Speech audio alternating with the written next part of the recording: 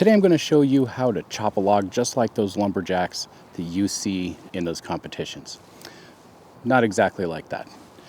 But I'm going to show you how to swing an axe so that you can at least look cool next time you go out camping without chopping your foot off. But before we do that, let's talk about some different axes and how to pick the right axe so you don't look like an idiot. Then we'll talk about some safety, and then we'll talk about how to swing it so that you look like you know what you're doing. Now, I don't really know what I'm doing. First of all, you got to pick the right axe. There's a lot of different axes out there. They come in all sorts of shapes and sizes, and we're not going to talk about all of those. I'll make a separate video where we talk about some different types of axes. For this purpose, we're just going to look at some different sizes of axes. First of all, we've got this. This is an 8-pound splitting maul. This is not going to chop through a log. This is for splitting firewood. So if you grab this to go chop a log in half, you're going to look like an idiot. Next, we've got this. This is also not an axe. This is a picaroon. It's a handy tool for moving logs around without bending over. I made a whole video about these. If you're moving firewood, you should have one so you don't hurt your back. It's a great tool. It's also not an axe. This is a hatchet. It's the smallest size of axe. No, hatchets come in all sorts of shapes and sizes. Here it is. Come on over. So a hatchet's really just for these small tasks where you can use that axe easily with one hand. It is a great tool though, just to stick in your car if you're going to a campground and you need to make kindling or drive a few tent stakes. Maybe later. Next up we have a camp axe. This is about 20 inches long.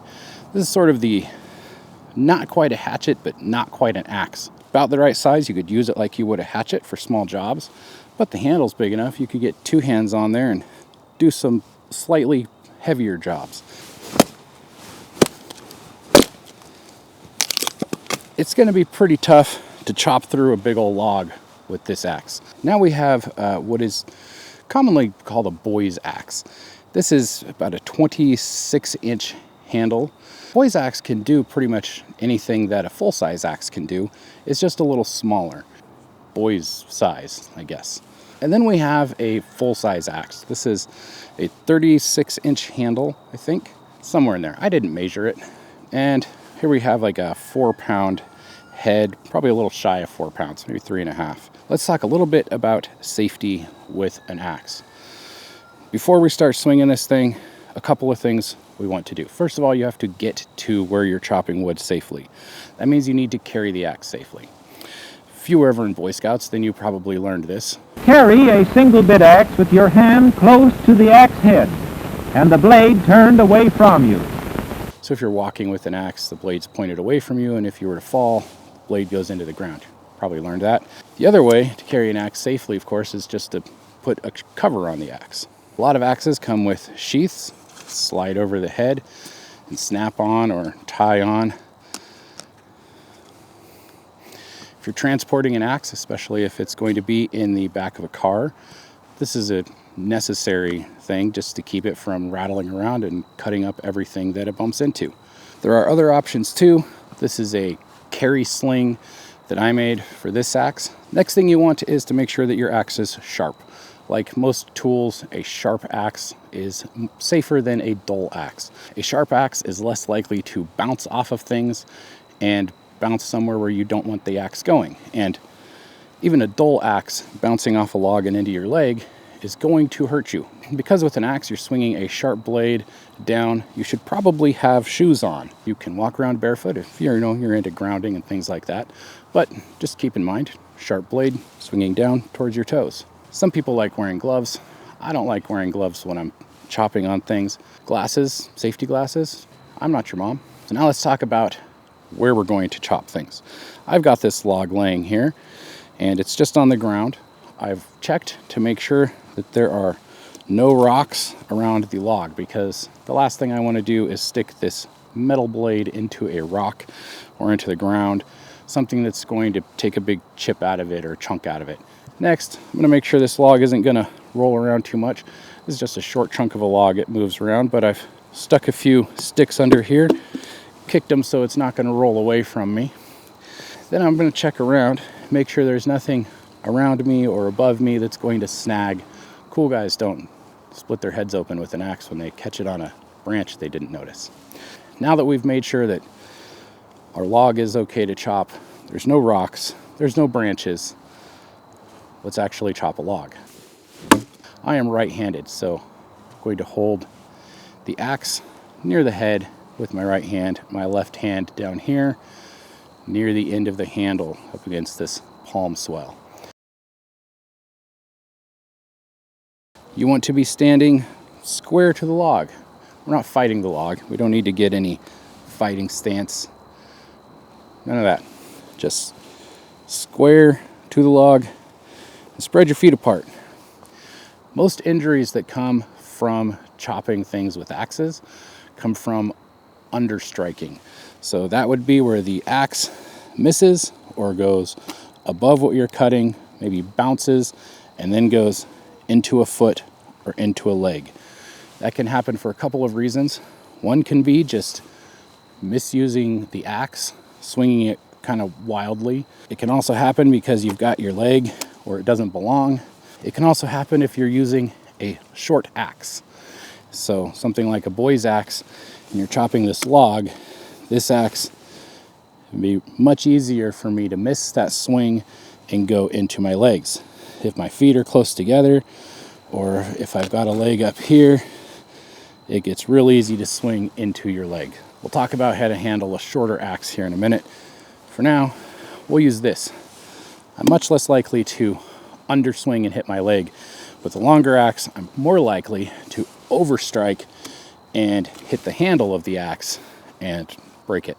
You know, that's a learning experience there. Squared up to our log, we've got our feet spread apart, nice wide stance. Bend your knees a little, get comfortable, you know. Loosen up, you don't want to be all stiff here. I'm a lumberjack and I'm okay. We're not chopping something straight in half. That's not how an axe works. You cut with an axe by taking chunks out of the log, chips of wood out. So how we're actually going to chop is we're going to cut at an angle. We're going to cut at an angle this way, and we're going to cut at an angle that way. And we're going to take these chips of wood out. We're not going to be swinging super hard. We don't need to be crazy. We just want to work on hitting roughly where we're aiming. So we don't look at the axe. We look at where we want the axe to go, and then we swing the axe at that spot. It's kind of like baseball. Elbow straight, weight evenly distributed, and keep your eye on the ball. I bring the axe up, and we don't have to do any of this crazy behind the back flinging. Axe doesn't need to do that. Use the weight of the axe. It's sharp. You don't need to fling it into the log. You just kind of bring it up, and as the axe comes down, you slide this hand down to meet your lower hand, and you're going to chop. So I'm going to cut this way, like that. That's pretty much it. I can swing a little harder once I've got my aim figured out here.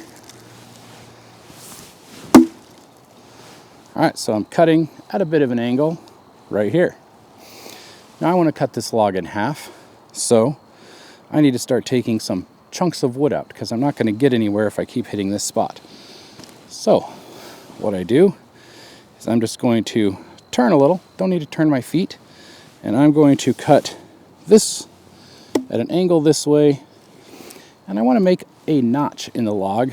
About the width of that notch needs to be about the thickness of the log. So right over here, I'm going to cut the other way.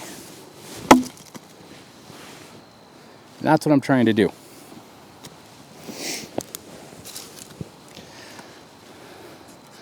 So I'm not chopping straight through the log. I'm chopping chunks of wood out like this. Chop one side, hit the other side, knock these chunks of wood out. And I start my notch here, taking out chunks that are about as wide as this log is, like so. By the time I've got that notch all the way down, it'll be through the log. Can also cut that notch down a ways, roll the log, and then cut through on the other side. This log is a little bouncy. It's kind of a short chunk here.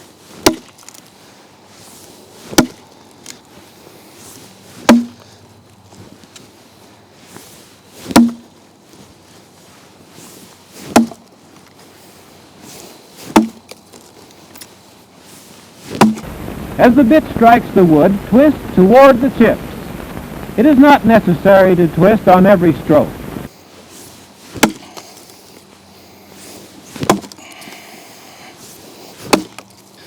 Really, this is not that hard. It's really about hitting where you aim. I'm not that great at this. If you can hit what you're aiming at, you can knock some big chunks out. You can get through a log in a pretty quick. So let's talk about using a boy's axe or a smaller axe. Well, we don't want to swing, and we're cutting at an angle. We don't want to miss that swing and go into our leg. So how do we avoid doing that? One thing we can do is just get our feet a little bit wider, and that's going to help us get a little bit lower down, so we're less likely to miss those swings. Another thing you can do is lower yourself down to the ground while you're swinging. That's going to do two things. That's going to use gravity to help your swing, actually, and it's also going to help you get lower so that axe doesn't underswing. Let me show you what I mean. So as I swing with this, I'm bending over to hit this log. Now that means it's a lot easier for me to understrike and potentially hit my leg or something else that I don't want hit. If I bend my legs down and get lower, that understrike isn't going to happen. Nobody wants to chop wood while they're crouched down like this. So you can swing and use your legs to help your swing. Oh yes! Ba ba ba ba!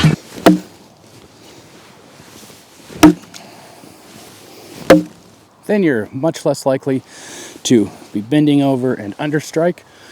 Take that axe somewhere it doesn't need to go. And you're getting a little extra oomph into your swing with a much lighter axe as well. If you're using a very small axe, like this camp axe, you're either going to be bent way over chopping, which is not comfortable. You can try bending down. You're going to have to get really low, which is not going to be comfortable.